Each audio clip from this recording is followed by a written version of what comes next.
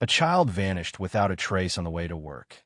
Then, more than 15 years later, a mysterious voicemail appears, unlocking a hidden world of secrets, hope, and an unforgettable fight for truth. This is a story of loss, courage, and the relentless love of a mother determined to bring her child home. Before we begin, let me know where you're watching from by leaving a comment down below. I can't wait to hear from you. It was a Tuesday morning in late April 2009, the kind of morning that carries the soft scent of new grass and the lingering promise of spring. The air in Bellwood, Ohio, was crisp but gentle, and the sun had just begun to peek through the thinning veil of clouds. Janice Carter stood at the kitchen window of her modest two-story home, sipping a lukewarm cup of coffee, watching her only child, 17-year-old Michael, unlock the chain on his bike. He was tall for his age, with tousled brown hair that never quite laid flat, and the kind of smile that made you feel safe even when the world was unkind. He wore his favorite gray hoodie, frayed at the sleeves, and his old sneakers with the worn-out soles that he refused to throw away. "Don't forget your lunch," Janice called as she leaned through the screen door, holding out a brown paper bag with his name in looping handwriting. Michael laughed, turning his bike around just enough to take it from her hand. "Thanks, Mom. I'll be home by 6. Don't make the meatloaf without me." His voice was light, teasing, just like any normal teenage boy with a normal teenage life. But there was something in the way he looked at her then, a flicker of something she couldn't place, like he had more to say but didn't know how. Then just as quickly it was gone. He gave her a quick wave and rode off down the sidewalk, the wheels of his bike humming softly as he turned the corner toward Mayfield Street and disappeared from sight. That was the last time she ever saw her son. Janice waited until the sun dipped low behind the neighbor's oak tree before she started to worry. Michael was never late, not without calling. By 7 o'clock, she called his cell phone 3 times. No answer. She tried the grocery store where he worked, Jeffrey's Market on Willow Lane, but the night manager, a young man named Kenny, said Michael never showed up for his afternoon shift. That's when the cold fist of panic clenched around her stomach. She called Mark, her husband, who was still at work at the mill. He didn't hesitate. Within an hour, they were retracing Michael's route on foot and by car, calling out his name, asking neighbors if they'd seen him. No one had. The Bellwood police arrived by 9. At first, they were calm, reassuring. "Boys run off sometimes," they said. Maybe he got sidetracked, went to a friend's house. Maybe he'd had a fight at work, or just needed space. But Janice knew her son. Michael was steady, responsible, predictable in the best kind of way. He called if he was going to be late. He left notes if he'd gone somewhere. He never, ever vanished. By midnight, the tone shifted. A bolo was issued. Officers canvassed the streets with flashlights. Volunteers walked through the brush behind the bike trail Michael often used as a shortcut. His bicycle was found just past the tree line, lying half in the mud, the handlebars twisted at a strange angle. There were no signs of a struggle. No blood, no clothing, no footprints distinct enough to track. Just silence and that terrible, endless not knowing. Janice sat in the back of the cruiser that night, holding Michael's hoodie the officers had retrieved from the front porch where he'd left it 2 days earlier. She pressed it to her face and breathed in what was left of him, the faint scent of detergent, the trace of teenage sweat and shampoo, and wept. The days that followed blurred into a storm of missing posters, candlelight vigils, televised pleas, and the kind of waiting that turns seconds into hours. The local news ran his story every night for a week. Tips poured in from across the state, sightings in Cleveland, a reported match in Indiana, but none led anywhere. There were no ransom calls, no messages, no trace of who might have been on that trail or where Michael could have gone. It was like he'd been plucked from the earth and swallowed whole. Mark handled it differently. He poured himself into the investigation, building a wall in the garage covered in maps, timelines, and printed emails from amateur sleuths. He interviewed the other teens at Michael's school, tracked down former coworkers, questioned known offenders in the area. But as months passed and leads dried up, his obsession turned inward. He grew quiet, distant. Their marriage, once strong, began to bend under the pressure of grief and guilt. Janice, though, never stopped hoping. She kept Michael's room exactly as he'd left it, The bed unmade, the posters on the walls, the blue lava lamp he'd begged for on his 13th birthday, still plugged in and collecting dust. Every night, she sat on the edge of his bed and talked to him, her words drifting into the darkness. She prayed. She begged. She promised to never give up. On the 1-year anniversary, she lit a candle by the kitchen window and waited up all night, just in case. On the 2nd anniversary, she made his favorite dinner, meatloaf and mashed potatoes, and set a place for him at the table. By the 5th, even Mark had stopped talking about Michael. But Janice still walked the trail every week, still taped new flyers to old poles, still waited for a call that never came. The town moved on. Families healed. The world changed. But for Janice, time stood still at 8:17 a.m. on that April morning in 2009, the moment her son turned the corner and never came back. And though she wouldn't know it for many years to come, Michael's story wasn't over. It was only just beginning. In the weeks that followed Michael's disappearance, the town of Bellwood became a hive of whispers and worry. Posters bearing his face were stapled to telephone poles, nailed to church boards, and taped in the windows of grocery stores. Missing, they read in bold letters with a photo of Michael in his junior year hoodie, a little off-center smile frozen in time. The kind of photo that used to mean nothing and suddenly meant everything. The investigation, at first, felt promising. Officers interviewed classmates, teachers, and anyone who'd seen him that morning. A girl from math class remembered seeing him lock up his bike outside the store.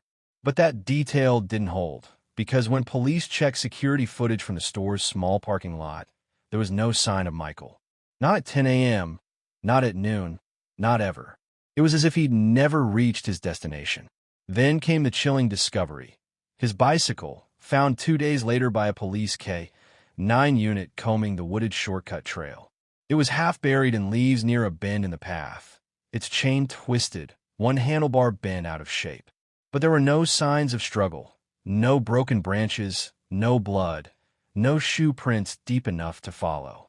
The trail was well traveled by locals, but no one had seen or heard anything that day. The detective in charge at the time, a gruff but kind man named Sergeant Paul Denton, held a press conference. "There's no evidence of foul play at this time," he said, "but we're treating this as a possible abduction due to the nature of the disappearance and the circumstances surrounding it." It was a careful statement, too careful for Janice, who sat just off camera gripping her husband's hand as reporters flashed questions. Mark's jaw tightened with every word. He didn't want maybe or possibly. He wanted answers. But there were none. Rumors began to spread, some cruel, others simply desperate for logic. One woman at church whispered that Michael had been seen getting into a red car days before he vanished. A neighbor insisted Michael had mentioned wanting to get out of town and start over. Another speculated he'd run off with a girl from the next city. But none of it fit. Michael wasn't the kind of boy to vanish voluntarily. He loved his mother, respected his father, and had just been accepted into a community college's early tech program. He had dreams. He had plans. He had no reason to disappear. The police worked through the summer, following every lead that came in. Psychics mailed in maps with excess drawn in ink. A trucker swore he saw a boy who matched Michael's description hitchhiking along Route 52 in West Virginia. Search parties combed fields, drainage ditches, even abandoned farmhouses within a 30-mile radius. Helicopters flew over dense woodland. Dogs barked into empty air. Every effort, every hour, led them further from certainty. By the end of August, the calls stopped coming in. The flyers began to fade and curl at the edges. People still asked Janice how she was holding up, but their voices carried that soft, pitying tone, the one that says we don't expect good news anymore. The case was classified as cold by December. Janice hated that word. Cold. It felt like surrender. Like Michael had been reduced to a shelf in a filing room somewhere. She couldn't accept that. Not when every instinct in her mother's heart screamed that her son was still alive. Mark tried to hold on, but he was already slipping under. He stopped going to church. He stopped answering calls from friends. He sat on the porch with a beer each night, staring at the street as if Michael might ride up any minute. Some nights, Janice found him weeping quietly in the garage, staring at the crime board he'd built, a mass of strings and pins and paper, desperately trying to connect dots that led nowhere. And through it all, the seasons kept changing. The snow came and melted. Spring returned, then summer again, and each year that passed carved deeper lines into Janice's face and left heavier shadows under her eyes. She clung to routines, polishing Michael's room, baking his favorite cookies, attending every missing person support group she could find.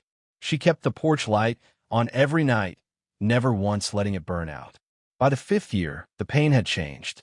It wasn't a sharp, stabbing thing anymore. It was duller now, heavier, a quiet ache that lived beneath her ribs, humming like a second heartbeat.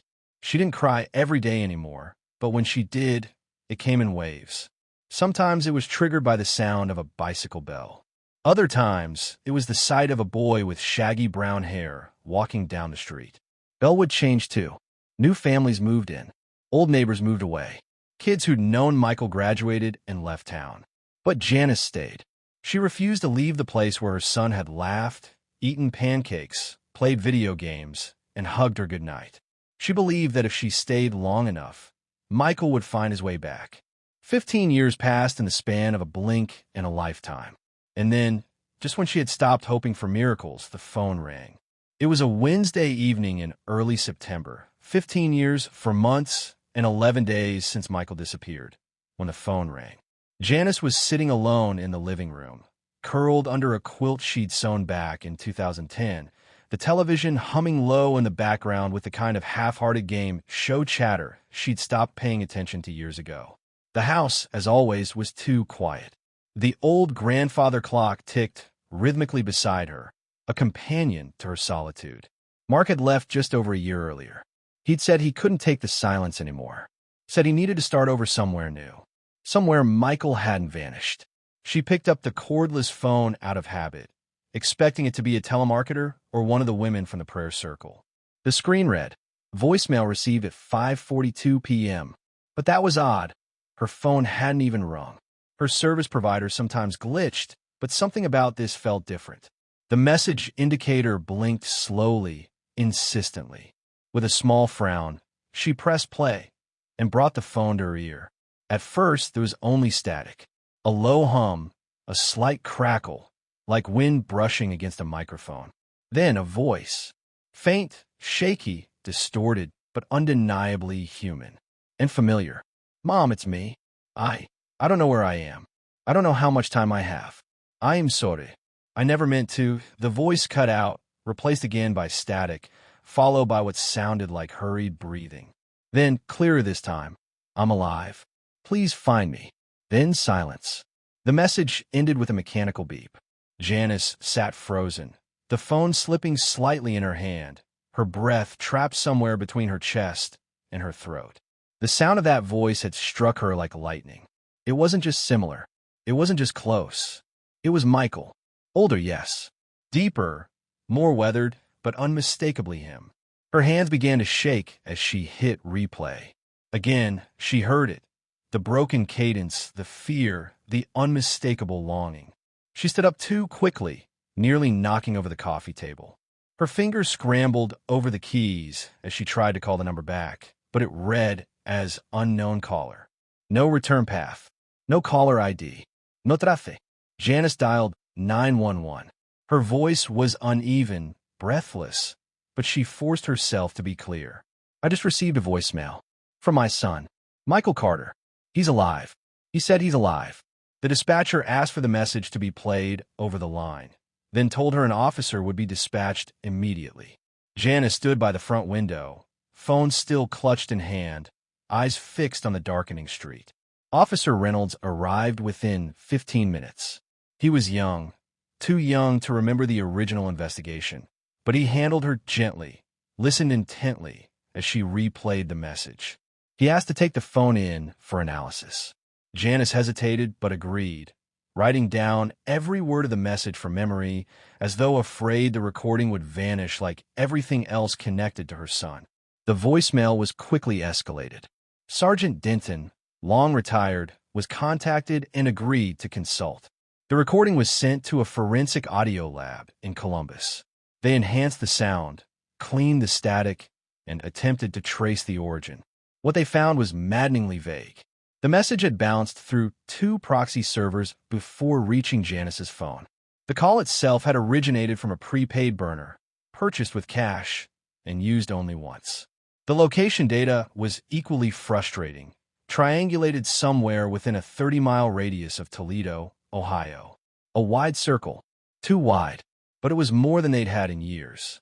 The local news caught wind of the story. Headlines ran with cautious hope. New lead in 2009 disappearance of Michael Carter. Reporters revisited old footage. Janice's plea from the courthouse steps 15 years ago played side by side with the current one. Her hair now streaked with gray, her voice no less fierce. "I believe my son is alive. I heard his voice. I know it was him. I don't know where he is or who has him, but I will not stop looking. Not now." Mark called for the first time in months. He had seen the news. His voice cracked over the phone. "Jan, do you really think it's him?" And Janice, tears in her eyes, didn't hesitate. "Yes, Mark, it's him. I know in my bones." Tips began to pour in again. People swore they saw a man who looked like Michael at a gas station in Perrysburg. Someone else claimed they'd spoken to a homeless man near a bus depot who kept muttering about calling his mom. Police followed every lead, but nothing solid emerged. It was as if he had spoken from a tunnel and disappeared again into the dark. But the voicemail had stirred something else. Hope, that old companion Janice had once buried and now could no longer ignore. For the first time in years, people were looking again. People were remembering. And Janice? She began packing a small overnight bag each evening, placing it by the door before bed, just in case.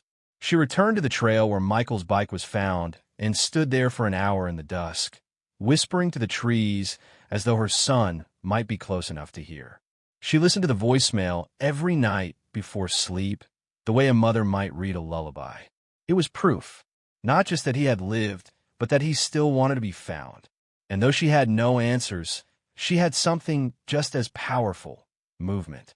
For the first time in 15 long years, the silence had broken. The voicemail changed everything, yet in many ways, it also changed nothing. The days that followed were filled with the same old waiting. But this time Janice waited with her heart on fire. For the first time in years, she felt her soul stir with movement, like a frozen river beginning to thaw beneath the surface.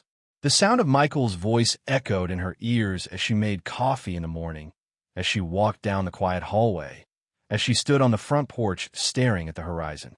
Each word from that message was etched into her bones, and no matter how many doubts the world tried to cast, she clung to them with a grip that would not let go. The investigators were kind, but careful. Detective Maya Ellison from the Toledo Missing Persons Division took over the case.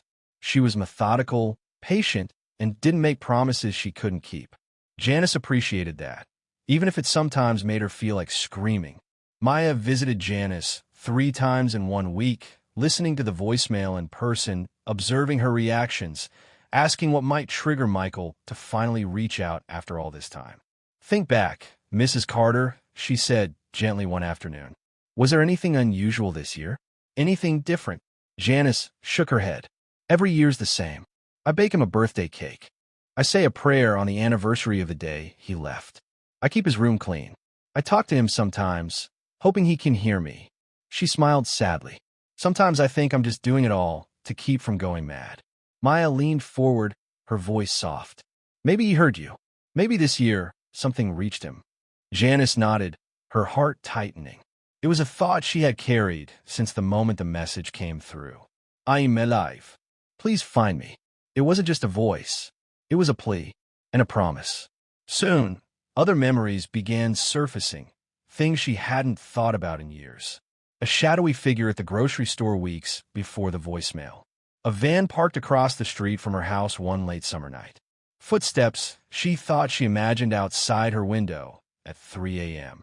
Now, in hindsight, they felt like warnings or signs, pieces of a puzzle that, until now, hadn't found their place. The audio lab sent Janice a cleaned-up version of the message. When she listened to it with headphones, she noticed something that hadn't registered before, a faint sound beneath Michael's voice. A bell, soft, metallic, and distant. A second later, what could have been the rumble of a passing train. She played it again, and again. That tiny sound, barely more than a whisper, became a clue. She told Maya, who passed it on to the lab technicians. Within days, they narrowed the train sound to a short-line freight route running near a stretch of abandoned industrial parks east of Toledo. It wasn't much, but it was a place to start. Search teams began quietly canvassing the area, avoiding media attention. They visited old warehouses, condemned apartment buildings, and boarded-up stores. Nothing turned up at first, but they didn't stop. Each new report brought Janice to her knees in prayer, her hands trembling as she clutched the rosary she had once stopped using because it hurt too much. But she wasn't the only one searching. At night, when the house grew still, Janice sat at Michael's desk and pored through his old notebooks. She found doodles, journal entries, programming sketches, signs of the boy he once was. In one margin, written in faded blue ink, were the words, "If I ever go missing, start with the old train tracks."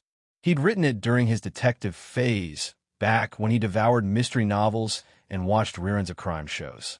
At the time, she'd thought it was adorable, just another page in a notebook full of boyhood nonsense. But now, it struck her like a lightning bolt. The next morning, Janice drove to the section of tracks Michael used to ride past on his bike. It was overgrown with weeds, surrounded by rusting fences and old brick buildings now covered in graffiti. She walked the path slowly, each step a prayer, eyes scanning for something, anything. A sign, a clue, a voice. Behind an old warehouse, she spotted it. A narrow vent in the wall, no larger than a shoebox, and just below it, a pile of cigarette butts and a crushed bottle of water. Recent. Someone had been there. Maybe even watched her. Her breath caught in her throat. She didn't move any closer. Instead, she took photos and sent them to Maya with a trembling hand. "I think I found something," she typed. "Please come quickly." By that evening, the area was cordoned off. Dogs were brought in. They sniffed around the building, catching faint trails, but nothing conclusive. Still, the team noted subtle signs: scraped brick, disturbed soil, the smell of old sweat clinging to the air like memory. Enough to make them believe someone had been staying there, maybe even hiding. That night, Janice couldn't sleep. She kept hearing his voice. Not just in a message, but in her memories, his laugh echoing down the hall, his footsteps thumping across the porch, the way he'd say, "Love you, Mom," just before bed like it was routine but sacred. And then, just as she was drifting off, her phone chimed again. A new voicemail. No caller ID. She snatched it up, her pulse hammering. This time, the voice was clearer, stronger, still frightened, but less broken. "Mom, I saw you today. I'm close, but I can't come yet. Not until it's safe. Please, keep looking. I'm trying. I'm trying so hard." Her hand flew to her mouth as tears flooded her eyes. He was watching. He was near. He wanted to be found. Janice barely slept that night. The second voicemail repeated in her mind like a sacred chant, an anchor she clung to against the roaring tides of fear and memory. "I saw you today. I'm close." The idea that Michael had been near enough to watch her, that somewhere from behind some cracked window or shadowed alley, her son had seen her, shook her to the core. She lay in bed with the phone clutched against her chest, afraid to move, afraid that even the rustle of a blanket might break whatever fragile connection had begun to form between them after so many years of cruel silence. When morning light slipped through the curtains, painting long streaks across the floor, Janice rose and made coffee with trembling hands. Her movements were slow, mechanical. Every motion felt heavy with purpose now. She took the same mug Michael had once painted for her in third grade, the one with the crooked heart and the words "World's Best Mom" etched into chipped glaze. She sat at the kitchen table, phone beside her, staring at the door as if half expecting it to open, as if he might walk through it, older but still hers, still whole. Detective Ellison arrived an hour later, her tone sharper, her steps faster. Something had changed. "We received a ping," she said, already pulling out her tablet. That voicemail, same burner phone, same scrambled routing, but this time, the signal was briefly traceable before it vanished again. We think he's moving around the East Rail corridor, staying within a small radius. They plotted on a map, marking both voicemail events. A loose circle began to take shape. Old service tunnels, forgotten buildings, homeless encampments, an entire underbelly of the city that most people never thought about. But Janice wasn't like most people anymore. She saw shadows where others saw nothing. She felt her child's fear, his desperation, like a second heartbeat. As the detectives expanded the search, Janice dug into the past. She returned to Michael's room, not just to clean or remember, but to truly look as if his teenage self might have left behind a breadcrumb trail she had missed. Every box was opened, every drawer emptied. She reread his high school papers, old letters, comic strips he had drawn, even the back of photos. She looked for names, signs, patterns. And then, at the bottom of an old storage bin, tucked beneath a stack of college brochures he never got to use, she found something, a library card, weathered and bent, attached to a faded note in her son's handwriting. It read, "For the things I can't say out loud." Her breath caught. She remembered the journal, an old, black, spiral-bound notebook Michael had carried everywhere during his final year. At the time, she thought it was for poems or schoolwork. When she couldn't find it in the usual places, she checked the attic and basement.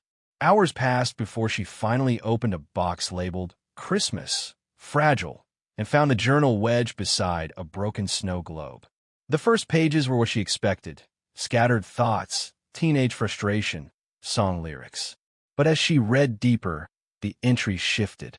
There were names she didn't recognize. Mentions of a man called Red, a recurring reference to an abandoned arcade. Descriptions of feeling watched, of being followed. Janice's fingers tightened around the pages as she realized that Michael hadn't just vanished in a thin air. He had known something was wrong. He had been afraid. One entry stood out, dated just 2 weeks before his disappearance. "He told me to shut up again. Said I talked too much, asked too many questions. Said I don't understand what's really going on. But I do. I know what he's doing. I saw the box in his truck. I saw the way he looked at that girl near the lot. I told him I'd go to the cops if he didn't stop. He said if I did, I'd disappear and no one would find me. I'm writing this in case he's serious. If anything happens to me, start with Red. Start with the place where the tokens fall, but nobody wins." The words burned themselves into her brain. She could barely breathe. Red. A name. A warning. A clue Michael had left behind like a secret message only his mother would one day be desperate enough to find. She brought the journal to Detective Ellison immediately. Together, they cross-referenced known offenders, former employees of the city amusement company, and security reports from the late 2000s. Within 48 hours, they found a lead: Walter Red Hensley, former maintenance worker at the Eastgate Family Arcade, a business that had closed in 2009 after several complaints of inappropriate behavior and a massive tax scandal. Red had vanished not long after, never arrested, never questioned. At the time, there hadn't been enough evidence to pursue him. The location, the arcade, was now a condemned building at the edge of the industrial zone, just a few blocks from the railway corridor where both voicemails had originated. By the following morning, a search warrant was in hand. The team arrived just after dawn. Janice wasn't allowed inside, but she waited across the street, heart pounding, watching the officers enter the crumbling facade of a place where children had once laughed and her son might have been taken. Hours passed. Then an officer emerged with a box, tattered clothing, personal items. Among them, a jacket Janice instantly recognized. Dark blue, zipper half broken, Michael's initials still stitched inside the collar. She pressed her hand to her mouth. Her legs nearly gave way beneath her. He had been there. Later that evening, Detective Ellison called with her voice lower than usual. "We found something else. There's a tunnel behind the old arcade, hidden beneath a false wall in the storage room. It leads to a crawl space under the building. We found evidence someone was there recently. Blankets, cans, water bottles, and an old phone, burner style. It matches the one used to send the voicemail." Janice sank in her chair, the phone pressed tight to her ear. Michael had been hiding, within reach, beneath the floor of a place where his screams might never have been heard. But he had found a way to whisper through the static. And now, for the first time, someone was listening. It was one thing to suspect your child had been taken, hidden, held against his will. It was something entirely different to stare into the dark corners of that truth, to see the fragments of his survival laid out in front of you. His worn jacket, his empty food cans, his careful whispers through borrowed phones. As Janice sat by the window that evening, watching twilight stretch across the rooftops, she tried to imagine what Michael's life had become. What kind of boy, no, what kind of man, had survived so long in the shadows without once crying out loud enough to be found? Detective Ellison's voice had been steadier than her own when they last spoke, but Janice had heard the weight beneath her words. He's close. He's scared. And if he's been hiding this long, it's because he's still in danger. That thought refused to let go. Janice could no longer pretend this was merely a case of someone disappearing, of a boy running away and getting lost. Something darker had always been moving beneath the surface, just beyond her reach. She spent that night reviewing the journal again, flipping between entries, searching for any missed details. The name Red kept circling back like a curse, and with it came Michael's cryptic reference to the box in the truck. What had he seen? What had he tried to stop? The more she read, the more it became clear that her son had stumbled into something bigger than he could have understood. Something criminal, something worth silencing a 16-year-old boy for 15 years. Meanwhile, the police scoured the crawl space under the old arcade.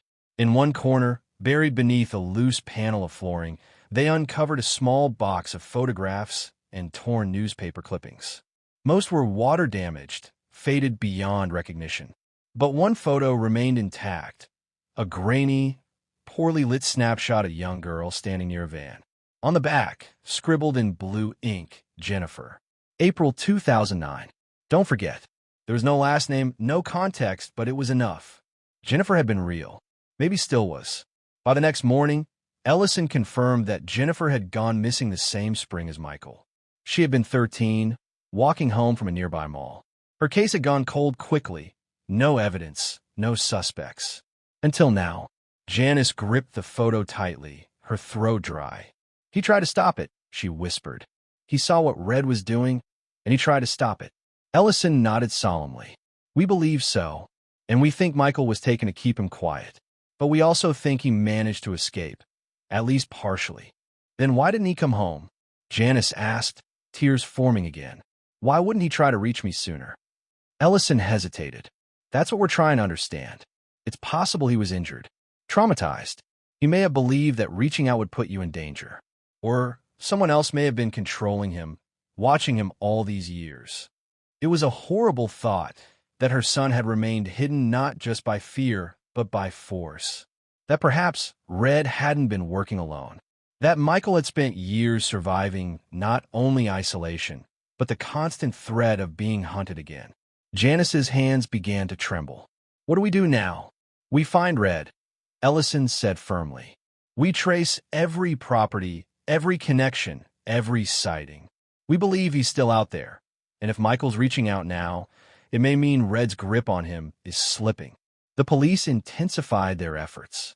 They re-interviewed former arcade employees, revisited old witness statements, and combed through property records for any trace of Red Hensley. The man had no official address, no bank accounts, no Social Security activity since 2011.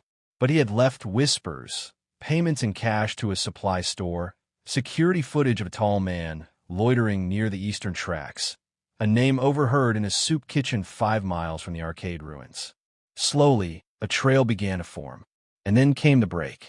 An old motel on the outskirts of Toledo, long abandoned and scheduled for demolition, had recently shown signs of occupation.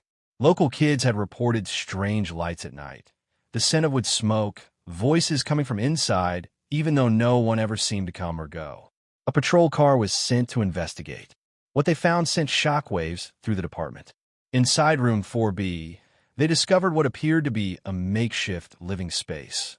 Mattress on the floor, battery-powered lanterns, piles of old clothing, and notebooks stacked in one corner.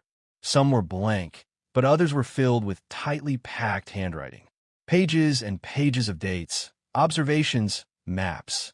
A timeline that began in 2009 and ran right up until the present. Most of the notes weren't signed, but one entry, dated just a week earlier, read, "She came to the tracks. I saw her from the grate. She still waits. Still believes.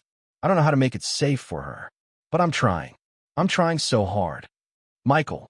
It was him. He had been here. He had written those words. The notebooks were taken in for analysis, and forensic teams worked through the night, dusting for prints, cataloging everything. One technician found a hair sample on the pillow that matched Michael's DNA. Another found signs that the room had been vacated hastily, like someone had left only minutes before help had arrived. Janice stood outside the motel the next morning, watching as officers moved in and out. She couldn't bring herself to cross the threshold. It felt too sacred, too haunted. Her boy had slept there. He had written those words with her in his mind, in his heart. Ellison approached, voice low. "We're close now. We've got real momentum." But Janice didn't respond right away. Her eyes were fixed on something beyond the motel, just past the tree line, where a small path curved into the woods. And at the edge of that path, nailed to a tree, was a scrap of cardboard, fluttering in the wind. She walked to it slowly, breath catching. One word, written in black marker, "Soon." She didn't need to ask who left it. She knew. Michael was watching, and he was waiting. The days that followed passed like hours in a fever dream. Janice no longer marked time by clocks or calendars, but by moments, glimpses of hope, waves of dread, flashes of memory that struck like lightning and vanished just as fast. The motel, the notebook, the word "soon" fluttering from the tree like a whisper from the void. It all told her one undeniable truth. Michael was alive. He was out there, and more than that, he was watching. But the hope that truth brought was tangled with fear, because if he was still hiding, it meant something still haunted him. Detective Ellison had tripled the surveillance in the corridor. Trail cameras were installed in the woods. Drones with night vision flew quiet loops over old train depots and derelict properties. A task force was assigned exclusively to track down Walter Red Hensley. But even with the momentum from the motel discovery, the man remained a ghost. His last known alias turned up nothing. His fingerprint record, obtained from an old employment file, was run through every national database. Nothing. It was as if he had never existed, or had been protected by something, someone bigger. Janice, meanwhile, couldn't sit still. She went out daily, sometimes with Ellison, sometimes alone, walking the tracks, standing in silence by the arcade ruins, revisiting every place she and Michael had once shared. She hoped he might see her, that her presence might coax him out of hiding.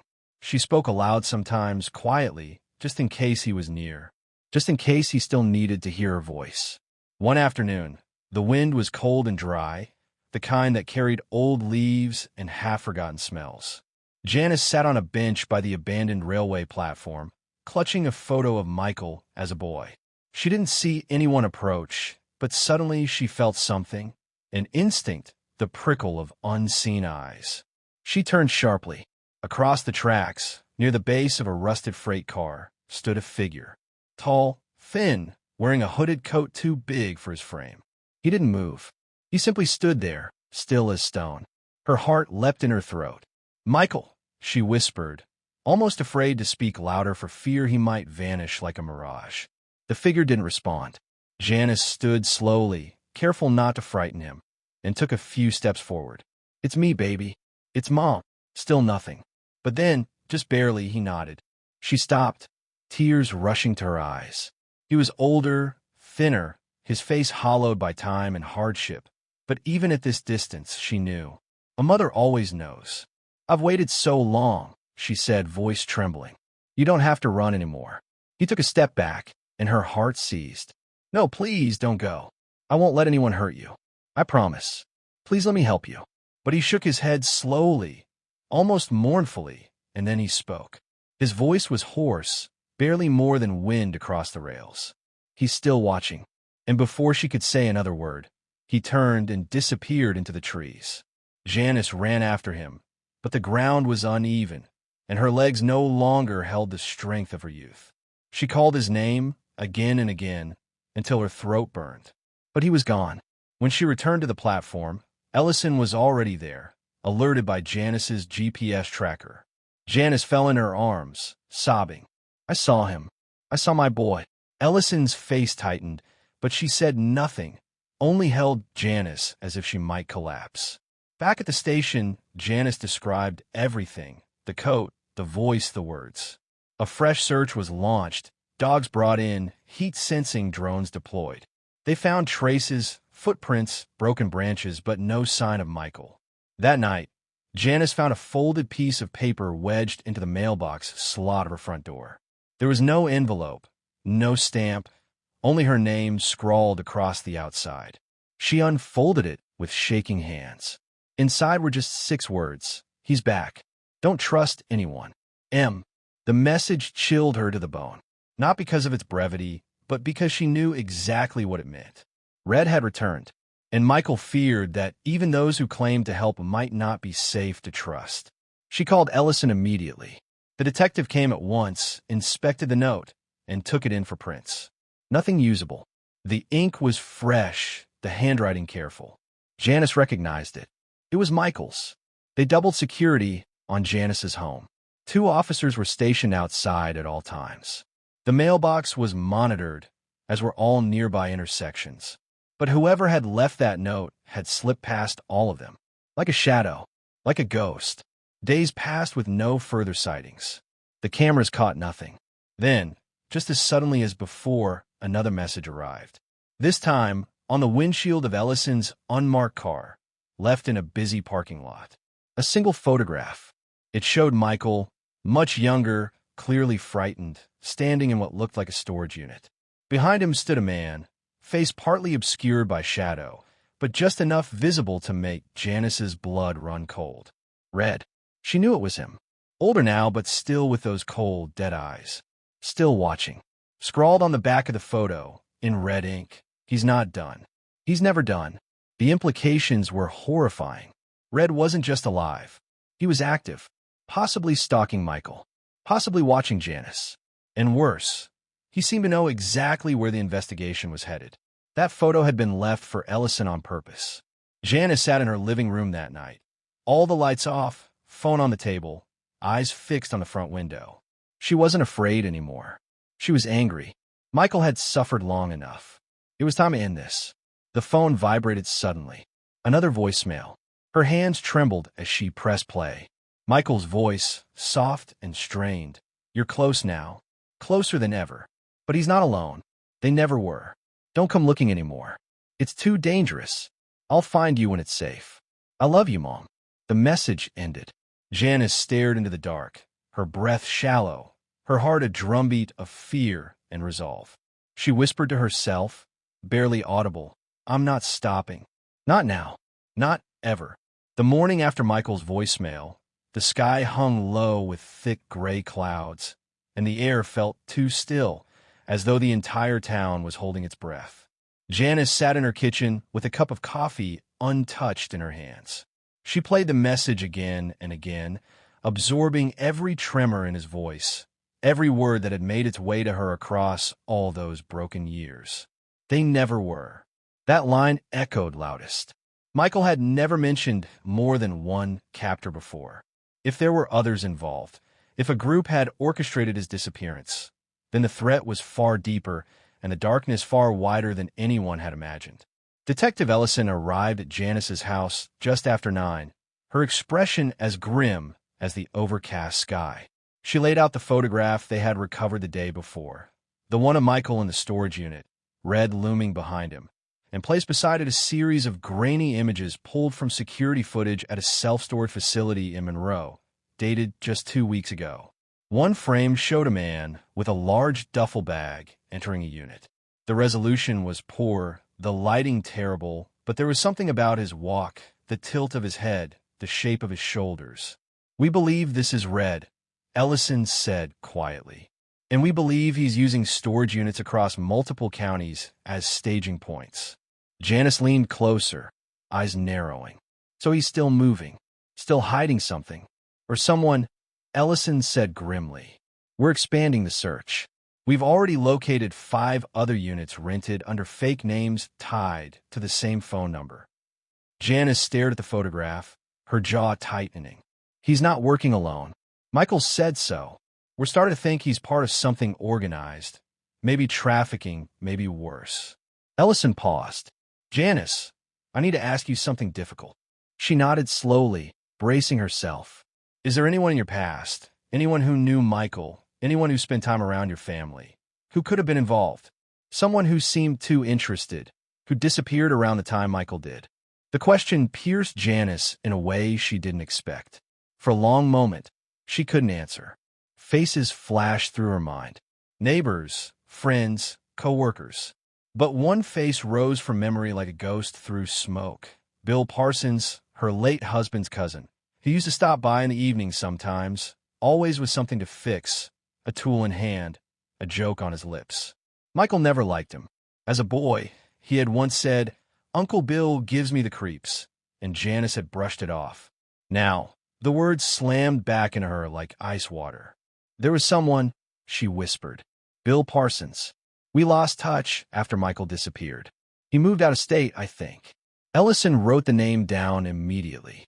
We'll dig into him.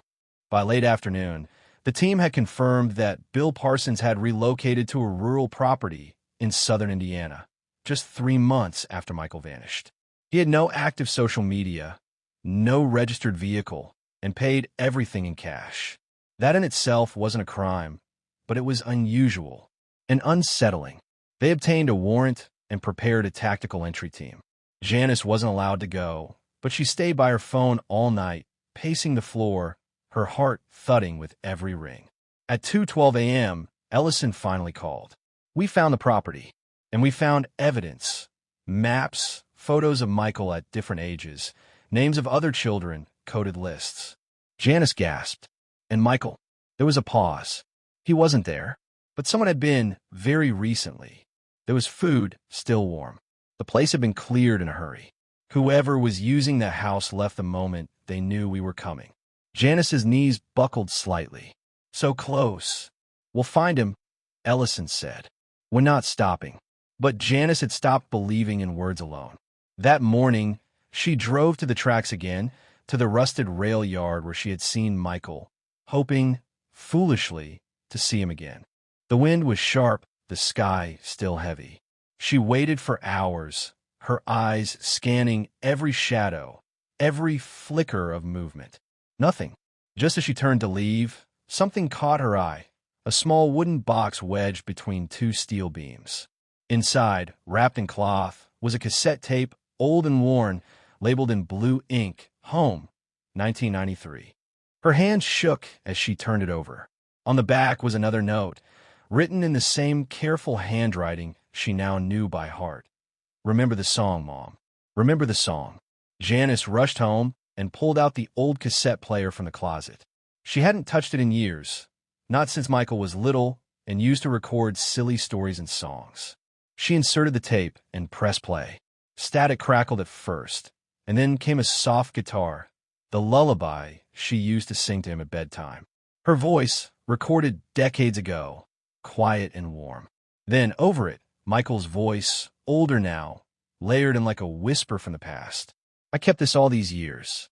It was the only thing that made me feel safe. I knew if I could get it back to you, you'd know I'm still me. I'm still your boy. I'm scared, Mom. They're everywhere. But I want to finish this. For the others. For Jennifer. For me. Janice wept silently, the tears falling onto the tape deck as the song played on. Michael hadn't given up. He was fighting back. And he wanted her to remember not just the pain, but the love. The thing that had kept them bound all these years. That night, she made a vow. No matter where he ran, no matter who hunted him, she would follow. Because love was louder than fear. And somewhere beneath all this silence, her son was calling out. Not just to be found, but to be heard. It had rained the night before, and when Janice stepped out of the house that morning, the world smelled like damp earth and rusted iron, as though something buried long ago had stirred beneath the surface. She held the cassette in her coat pocket, its weight small but heavy with memory. That voice, Michael's voice layered over her own lullaby, had not only shattered her heart, but strengthened it. He was sending her something more than just proof of life. It was a message of intent, of resistance. Her boy was not merely surviving. He was fighting. And he was not fighting alone. Detective Ellison arrived shortly after sunrise, red-eyed from sleeplessness, but sharp as ever. "We traced the handwriting on the cassette note," she said, dropping into Janice's kitchen chair with a folder in hand. "Same pen, same pressure points, same angle, definitely Michael. But we also found something else. We ran voice modulation on the recording, your lullaby, and his voice. The audio had faint background noise, dripping water, a distant mechanical hum. We cleaned it up and sent it to a sound engineer." Janice leaned forward, and Ellison flipped the folder open. "He says it's consistent with underground drainage systems, storm tunnels, likely industrial or abandoned. Probably built mid-century or earlier, with low airflow and exposed piping. He thinks Michael's hiding in tunnels." Janice blinked. The idea chilled her. Tunnels? Like beneath the city. Ellison nodded grimly. "Yes, and it's not just theory. One of the old maps found at Bill Parsons' property detailed a series of interconnected tunnels running beneath the town, originally built for flood control in the 1950s. Most people have forgotten they exist, but they're still there, and some lead directly beneath the train yard." The implications hit Janice like a slow-moving avalanche. "He's been under our feet this whole time." "Maybe," Ellison said. "Or maybe he moves through them, in and out like a shadow. It would explain how he's been slipping through our surveillance." Later that day, a tactical unit, equipped with heat sensors and subterranean radar, began to scan the network of tunnels identified on the maps. They found entrances sealed off to the public, hidden beneath overpasses, inside maintenance sheds, behind rusted storm drains. The team prepared to enter. But Janice knew something no map could show. She remembered a place from years ago, a time when Michael had followed a stray dog beyond the edge of town. He'd come home muddy and wide-eyed, talking about a strange tunnel he'd found near the woods, like a secret fort underground. She hadn't thought of it in years, but now it returned like a flashbulb in a dark room. She told Ellison, who cross-referenced the location with old infrastructure records. Sure enough, there was an unsealed flood passage beneath a collapsed culvert, long forgotten. The unit was redirected at once. They arrived just as dusk bled into night, and the air shifted, heavy with coming rain. The culvert was barely visible under the tangle of weeds and vines, but beneath it yawned a dark, narrow entrance, just big enough for a grown man to crawl through. A faint smell wafted out, mildew, rust, and something old. The team prepared to enter with body cams and lights, each step cautious, weapons lowered but ready. Janice wasn't supposed to be there, but she followed just far enough to see inside. The tunnel's interior was damp and echoing, walls lined with decayed brick and broken pipes. Graffiti clung to the stones like ghosts, names, dates, drawings. And deeper in, the light of the flashlights caught something unexpected, a small area carefully arranged, with a blanket, a backpack, a stack of hand-drawn maps, and a single metal lunchbox. Inside the lunchbox were photos, Michael at various ages, clearly taken in secret over the years. At the bottom was a note, folded tight, addressed to Mom. Janice's hands trembled as she opened it. The handwriting was Michael's, unmistakable. "If you found this, it means I had to move again. But I'm close now, closer than ever. I think I've found where they keep them, the others. I don't know how many are left, but I won't leave until I know. I won't run anymore. Tell them I forgive them, but I will never forget. And neither should you." Janice pressed the paper to her chest, eyes closing as if to absorb the words into her very blood. Michael was trying to save others who had suffered like him. It wasn't just about survival anymore. It was about justice. Ellison's radio crackled. "Ma'am," came a voice from one of the deeper units. "We've found something else. Looks like a cell, a room built into the tunnel wall. Hidden behind a false grate. Inside that hidden chamber were remnants, ropes, stained bedding, old shoes, children's toys. A small wooden cross nailed to the brick. It was a place of captivity, not memory. Janice had to be helped away. Later that night, as she sat in the back of the unmarked cruiser, staring out at the soaked woods, her phone buzzed. Another voicemail. No number. Michael's voice again, quiet, focused. I saw you today. I saw them find my place. I knew you'd remember the tunnel. You always listened when it mattered. Mom, I need you to know I'm not alone anymore. There are others, and we're going to finish this. But we can't trust anyone outside. Not even the cops. Not fully. There's someone feeding them information. That's how Red always stayed ahead. It's not just him. There's a network. Some of them are watching you. Be careful. Don't let them follow you. Janice gripped the phone so tightly her knuckles went white. The wind howled through the trees like something ancient and wounded. Ellison returned to the car, her face pale.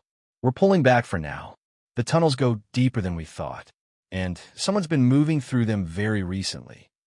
Janice looked at her, eyes filled with quiet rage. Then we go deeper. We follow the tunnels. We follow the truth.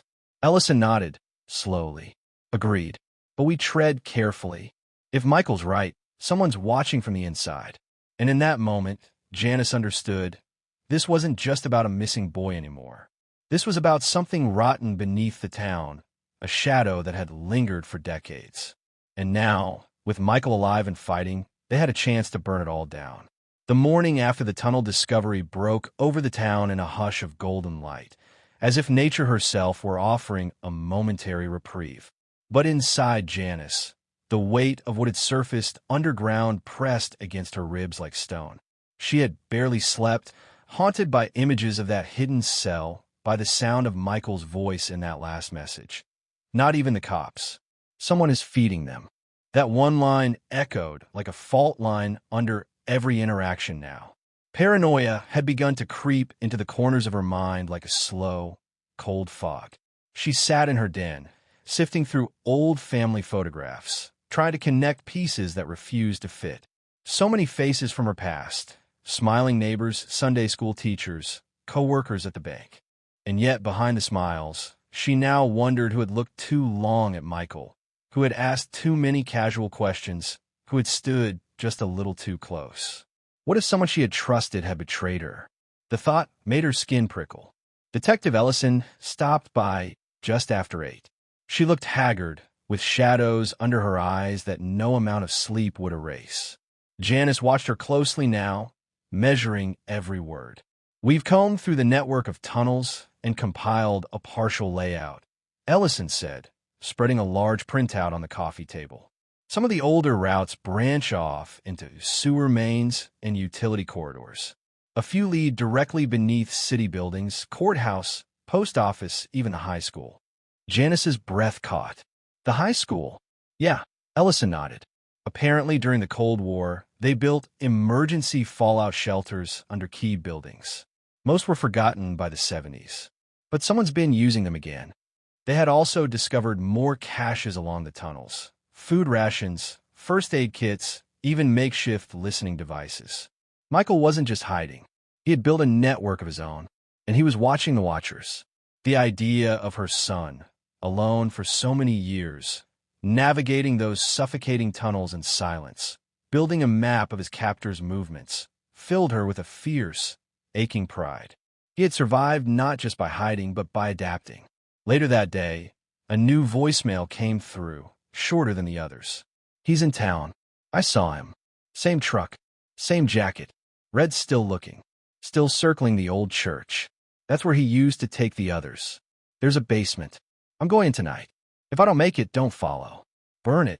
The message ended with a harsh breath, then silence. No location. No Bouvier. Janice took the message straight to Ellison, but the detective's reaction surprised her. She looked guarded. We've had that church on the watch list for years, she said carefully, but we never found anything. That doesn't mean nothing's there now, Janice snapped, more sharply than she intended. He's risking his life. You think he's making it up? I think we need to be careful who we trust, Ellison said, her voice low. Because if Michael's right, and someone inside the department is dirty, then a wrong move could cost him his life. It was the first time Janice had seen fear in the detective's eyes. Not fear of the tunnels or of Red, but of someone she worked beside every day. They decided to go off-book. Ellison called in 2 trusted agents from out of state, people she'd worked with years ago on federal child trafficking cases. They arrived that evening. No sirens, no uniforms, just quiet competence and grim resolve. Together, they mapped a plan. The old church, abandoned since 2004 after a fire damaged the roof, had a basement entry through a rusted storm cellar in the rear courtyard. From the tunnel layout, it appeared to connect to a forgotten corridor running beneath the town square. At midnight, they moved in. Janice waited alone in Ellison's unmarked vehicle 2 blocks away, gripping Michael's last note in her hands like a prayer. The city was silent, but her heart was a drum, pounding time into the darkness. Every shadow on the sidewalk felt like a threat. Every passing car made her flinch. At 12:42 a.m., Ellison's voice crackled over the radio. "We're in. There's something down here." He was right. Janice pressed her ear to the speaker. "What do you see?" "Rooms. Not just one. A whole structure. Underground. Reinforced. Bunk beds. Chains. Names carved into the walls. We're documenting everything." Janice closed her eyes, waves of sickness rolling through her. "And Michael? No sign yet. But we found footprints. Fresh. Someone's still down here." Then silence. A full minute passed. Then gunfire. 1, 2, then a burst of shouts. Static. Another voice. Male. Urgent. "Man down. Man down." Janice's heart nearly stopped. 10 agonizing minutes later, Ellison's voice returned, breathless and shaking. "We got him. Red. He was armed. Took out one of ours before we dropped him. But he's alive, and we're bringing him in." "What about Michael?" Janice whispered, barely able to form the words. "We didn't find him," Ellison said, her voice cracking. "But we found his journal, and photos of the others, of what they did. Names, dates. It's a damn ledger." Janice sobbed once, hard and quiet. He'd kept the truth, carved it into pages. He was still fighting, even in the shadows. As dawn broke, Ellison returned with the journal. Janice opened it carefully, her fingers trembling. The first page bore only 6 words, scrawled in thick black ink. "If I disappear, start with him." Beneath it, a name Janice hadn't heard in years. A judge, a family friend, one who had helped organize Michael's custody hearing when David died. One who had always been too helpful. Janice stared at the name, her vision narrowing, the room tightening around her like a noose. Michael wasn't just dismantling a monster. He was going after the entire machine. The journal was thick, wrapped in a weathered canvas sleeve stained with dirt and age, its edges frayed as though it had been carried close to the body for years. Janice sat alone at her kitchen table, the lamp casting a narrow cone of yellow light over the pages while everything beyond it sank into shadow. Outside, the wind whispered through the trees, brushing against the window pane with the soft insistence of memory. Her fingers moved slowly across the cover before she opened it again, unsure if she was ready for what lay inside, but knowing there was no turning back now. This was Michael's voice, not just in passing breaths caught on tape, but his thoughts, his truths, bound in paper and ink. The first pages were scattered thoughts, words scribbled in fear or desperation, or perhaps both. They never stopped. One line read, "The ones in uniform, the ones in robes. They passed children like secrets, silent, broken, erased." Another page had only names. First names, initials, sometimes just descriptions. Tall man, red scarf, coughs when nervous, or glasses always humming Bach, cold hands. Janice felt her breath catch with each line. Her son had not only survived. He had documented every face, every habit, every betrayal. But it wasn't until the 5th page that she saw the judge's name again. Randall C. Milton, written in capital letters, underlined 3 times. The entry beneath was a series of memories, some her own, some Shirley Michaels. Milton took over after Dad's death. Always around, always smiling. Took me to lunch twice when Mom was working late. Said he needed to talk about guardianship. Janice felt a jolt in her stomach. She remembered those lunches. She thought nothing of them. Milton was a friend, a family man. He sent Christmas cards and called on Michael's birthday. But now, the way Michael's words leaned on the page, clipped, tight, deliberate, she could feel the weight of something unspeakable. There were more entries, police officers, doctors, even a former school counselor. Some pages included addresses, meeting places, observations. Michael had mapped them all like a cartographer of corruption. In one section, titled Echoes, he wrote in painful detail about children he had seen pass through the tunnels, their faces pale and silent, eyes empty. They don't cry after the first week, one line read. It's like crying to memory they're not allowed to keep. Janice had to put the book down. Her chest hurt. Her eyes burned. This wasn't just evidence. It was a confession of endurance, a chronicle of grief, and a roadmap of an underground world that no one had wanted to see. Later that evening, Ellison returned, looking more weathered than Janice had ever seen her. Her coat smelled faintly of mildew from the tunnels. Her hands were smudged with dirt. "He's telling the truth," she said without ceremony. "We cross-referenced 4 of the names with old missing persons files. 2 of the kids listed as runaways were found in different states, years apart, but both had the same mark behind their left ear, like a branding." Janice blinked. "Branding?" Ellison nodded. "It's small like a crescent, faint, almost surgical. One of the agents recognized it from a case in Montana back in '03. We think it's how they kept track of them." Janice's stomach turned. "Like property. Worse," Ellison said softly. "Like livestock." Janice reached for the journal again. "He has more names. He mentions Milton. Repeatedly." Ellison leaned over the table, eyes narrowing. "That is not a name we've ever seen on any list." "Because no one's ever looked," Janice said, her voice trembling. "He's been protected. We can't move on a judge without something concrete," Ellison warned. "Not just journal entries. We need proof, documents, witnesses, something that ties him directly to the network." Janice opened to the back of the journal. A thick envelope was taped to the inside cover. Inside were 6 Polaroid photos, yellowed with age but clear enough to see faces. One of them was unmistakably Milton, standing beside 2 young boys outside what appeared to be a cabin. His hand rested on one boy's shoulder.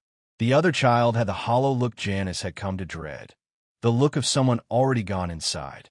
Another photo showed Milton at a fundraiser with the police chief, their smiles too wide, too staged.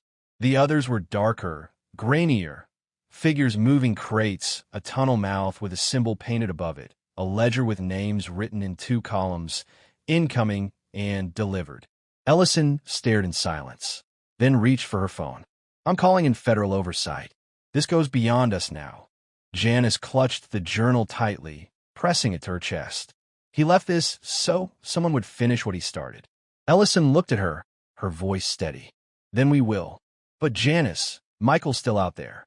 If he knows we found this, he might not run. He might try to finish it himself." Janice closed her eyes. "He's always tried to do it alone." "Not anymore," Ellison said. "This time, we bring it down together." That night, Janice sat on her porch as the town lay blanketed in quiet, the journal beside her, and the stars overhead pulsing softly in the black. She thought about her son, somewhere beneath those same stars, still moving through shadows, still fighting ghosts and monsters that bore human faces. She didn't know if he was watching her, but she hoped, somewhere in the distance, he felt her strength, felt the fire that still burned in her heart, lit by his courage, fed by truth. And she whispered into the dark, "We're coming, baby. We're coming." The days that followed brought little rest for Janice. Every moment was a careful dance between hope and dread, the lines between ally and adversary blurred beneath the weight of unspoken fears. The arrival of the federal agents, silent, methodical, uncompromising, shifted the tone in the town. Rumors trickled in like poison, whispers that secrets long buried were now clawing their way back to the surface. But amid the gathering storm, Janice remained fixated on one haunting question: where was Michael? Ellison's team was relentless. They moved quietly through the town's shadows, poring over old records, re-interviewing witnesses long thought broken or silenced, tracking down the fragmented threads Michael had left behind. Yet, despite the layers of corruption peeled back, the core of the network remained frustratingly elusive. And somewhere, deep inside, Janice sensed a presence watching her, a ghost from the past, or perhaps something far more dangerous. One afternoon, as Janice walked home from the library, the heavy summer air thick with the scent of honeysuckle and freshly cut grass, she noticed a black sedan parked near the corner of Maple and Fifth. It wasn't unusual to see strangers, tourists, reporters, but this car felt different. The windows were tinted, the license plate unfamiliar. She caught a glimpse of a man inside, his gaze fixed not on the street but on her. A chill ran down her spine. The man's eyes were cold, calculating, unblinking. Janice quickened her pace, heart pounding. She turned down an alley, breathing heavily, every nerve on edge. She told herself it was paranoia, that years of pain and fear had sharpened her senses, but deep down, she knew this was real. Someone was watching her, and watching her closely. Later that night, Ellison came by the house, her expression grave. "You're not imagining things," she said, handing Janice a thin folder. "We've had reports of surveillance. Not just you, members of the task force too." Janice opened the folder, her eyes scanning the grainy photos inside. There were pictures of the sedan, of a man getting out to follow Ellison one evening, of a shadowed figure watching the courthouse. "Who are they?" Janice asked, voice trembling. Ellison sighed. "We believe they're remnants of the network, loyalists, protecting their secrets. They've been embedded for years, watching every move, waiting for us to slip." The knowledge tightened the knot in Janice's stomach. "So, they know we're coming. They know everything," Ellison confirmed. "And they'll do anything to stop us." Janice clenched her fists. "We can't let them win." Ellison nodded. "We won't. But we need to be smarter. Quiet. Invisible." For the first time since the nightmare began, Janice felt the weight of fear, not just for Michael or herself, but for the team fighting in the dark. They were all targets now. The stakes had never been higher. In the days that followed, Janice found herself glancing over her shoulder more often. Every knock at the door made her jump. Every unfamiliar voice on the phone sent her heart racing. She grew wary of even close friends, afraid that the network's reach extended farther than she could see. Yet amid the paranoia, she discovered a fierce resilience stirring inside her, a determination born of love and loss.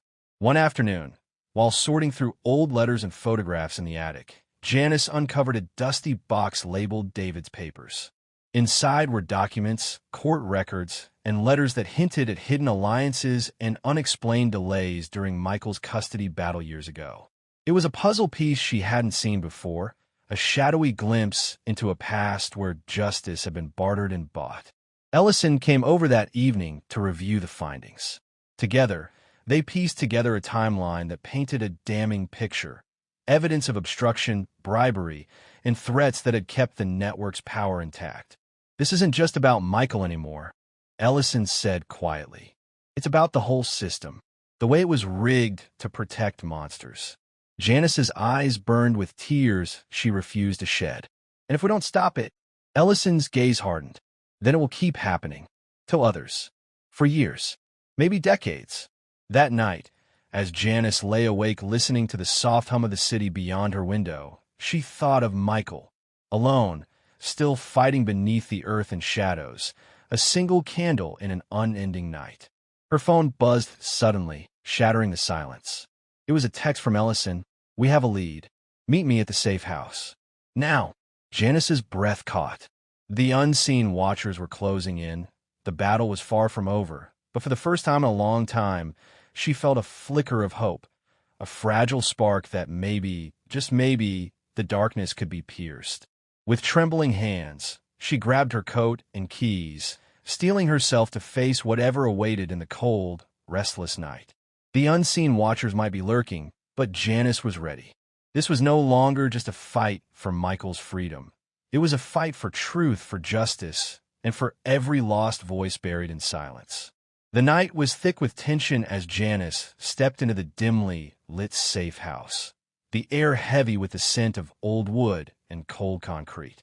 Ellison was already there, pacing near a cluttered table strewn with maps, photographs, and scribbled notes. The fluorescent bulb overhead flickered faintly, casting long shadows that danced across the walls like ghosts of secrets waiting to be unveiled. Janice's heart pounded, each step echoing in the silence. She knew the lead Ellison had mentioned would change everything. There was no turning back. Ellison gestured to a map pinned on the wall, dotted with red pins marking locations across several states. "We tracked a shipment," she began, her voice low and steady. "An operation moving children through a network of safe houses, tunnels, and hidden routes, stretching beyond our town, connecting to cities hundreds of miles away." She paused, watching Janice's reaction carefully. "Michael found this. He left clues, encrypted codes, locations, names that finally led us here." Janice swallowed hard. The enormity of it settled on her like a weight. "So this is bigger than we thought. Much bigger." Ellison pulled a folder toward Janice and opened it, revealing a series of video clips extracted from surveillance footage. Faces blurred, shadowy figures moving crates, children huddled in dim corners. This footage is recent, from just weeks ago. It proves the network is still active. Janice's hands trembled as she reached for one of the images. A boy, no older than 10, his eyes wide with fear, clutching a worn blanket. Her breath caught. That look, the haunted silence, echoed in her memory, a mirror of Michael's own story. "Why now?" she whispered. "Why send this message after all these years?" Ellison met her gaze.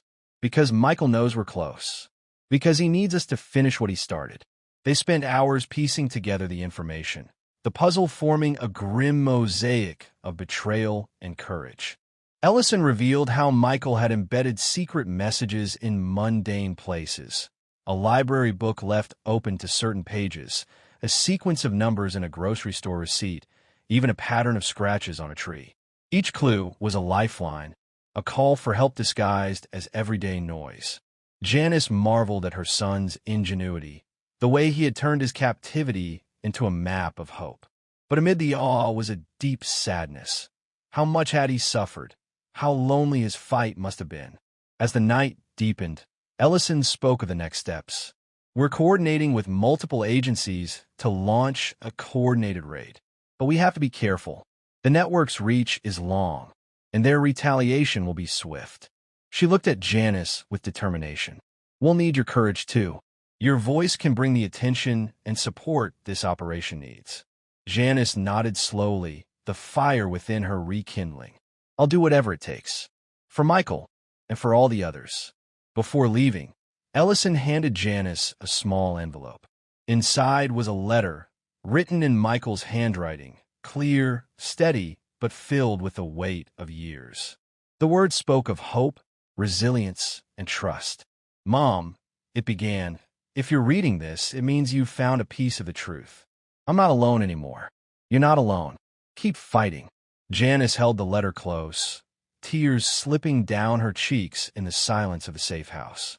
This was the moment she had waited for, the moment when fear gave way to action, when despair was replaced by resolve. The path ahead was uncertain and fraught with danger, but she knew one thing for certain. Michael's voice would no longer be silenced. Together, they would bring the shadows into the light. The dawn broke slowly over the quiet town, soft rays filtering through the thin curtains of Janice's modest kitchen. The weight of the past 15 years clung to the early morning air like a thick fog. But today, something was different, a fragile glimmer of hope that shimmered beyond the horizon of grief and fear. The coordinated raid, months in the making, had finally been set into motion in the early hours, as law enforcement closed in on the network's last strongholds. Janice sat at the kitchen table, the letter from Michael folded carefully in her hands, a lifeline tethering her to a son she had not seen but never stopped searching for. Her phone buzzed relentlessly, flashing updates from Ellison and the task force. Each message was a heartbeat, a pulse of progress, confirming arrests, rescues, and the unraveling of decades-old horrors that had once seemed untouchable. The morning blurred into a chaotic whirl of calls, news bulletins, and frantic preparations. Janice's mind oscillated between disbelief and cautious optimism. For so long, she had lived in the shadows of uncertainty, haunted by the void left when Michael disappeared on that ordinary morning walk to work. Now, the possibility of a reunion, long dreamed of, yet feared, was on the cusp of becoming reality. Then, just as the afternoon sun began to wane, her phone rang. The caller ID was unrecognizable, but something inside urged her to answer. A steady voice came through, calm but filled with urgency. "Mrs. Reynolds? This is Agent Ellison. Michael has been found. He's safe, physically unharmed but fragile. We're bringing him home." The world seemed to tilt. Janice's breath caught in her throat, tears spilling freely as a torrent of emotions crashed through years of silence. Relief, disbelief, joy, and sorrow mingled in a storm of overwhelming gratitude. She clutched the phone tightly, her voice breaking as she whispered, thank you so much." Minutes later, Janice stood outside the hospital where Michael had been taken, the sterile scent of antiseptics and quiet murmurs of nurses filling the sterile corridors. When the door finally opened and Michael stepped out, pale but resolute, their eyes met. Time folded in on itself. The boy who vanished was now a man, scarred but unbroken, carrying a strength forged in the crucible of captivity. Janice rushed forward, enveloping him in a trembling embrace that spoke of love, loss, and an unyielding bond. Michael's arms wrapped around her, the years of separation melting away in that single, unspoken moment. His voice was soft, yet unwavering. "Mom, I'm here. I never stopped fighting for us." The days that followed were filled with slow, painstaking healing. Michael recounted fragments of his ordeal, dark rooms, whispered warnings, the coded messages he'd sent in desperate hope of rescue. Janice listened, her heart breaking anew, yet swelling with pride at her son's courage. The community rallied around them, offering support and solidarity. The network's exposure sparked investigations nationwide, igniting conversations about protection, justice, and the resilience of survivors. Janice found purpose in sharing their story, determined to ensure no family endured the silence they once faced. Years later, standing together beneath the sprawling oak where Michael used to play as a child, Janice reflected on the journey that had tested every ounce of her strength. The road had been long, paved with pain and uncertainty, but ultimately it had led to this, a reunion that defied despair, a testament to the enduring power of hope and love. As the sun set, casting golden hues across the horizon, mother and son walked hand in hand toward the future, scarred but unbroken, forever bound by a love that no darkness could extinguish. Thank you so much for staying with us through this incredible journey of hope, resilience, and the unbreakable bond between a mother and her child. Stories like these remind us that even in the darkest moments, love can light the way forward. If this story touched your heart, please consider subscribing to our channel to hear more real-life tales that inspire and move us all.